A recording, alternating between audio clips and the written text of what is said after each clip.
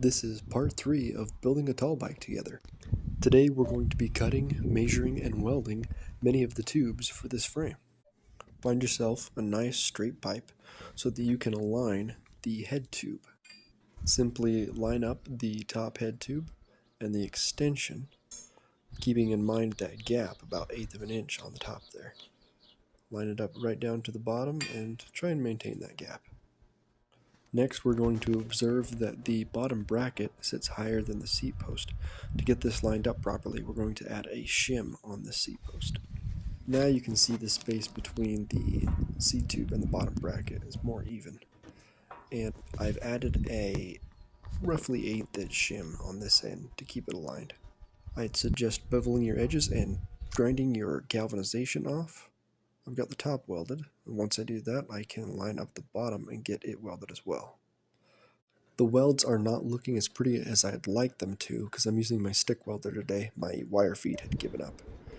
While you're at it, go ahead and check if that is straight. Make sure it's aligned basically with the seat tube. Go ahead and file out any extra junk in those pipes so you can get your steerer in there. And we're just going to test fit this. Looks nice and straight, goes right in. It's well centered on this end, and it seems to be well centered on the other end, which means we've got it in there pretty straight.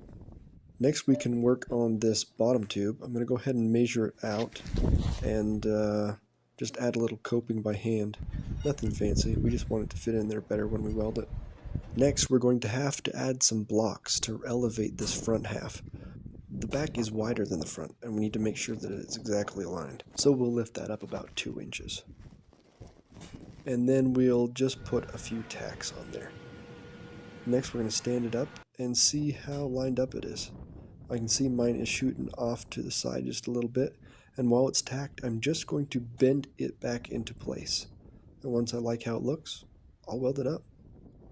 No measurements, no math, we're trusting our eyes. I had hoped to add this perfect piece in here. It was almost the exact size and shape and angles that I needed, but that stick welder said no, so I measured out a new piece and fit it in here. You can see that I'm actually bending or manipulating the frame, and that's why I didn't measure any of the other pieces and cut them before, because measurements will change. I got all these pieces welded in here, and wouldn't you know it, we've got a frame now. In part 4, we're going to assemble our fork.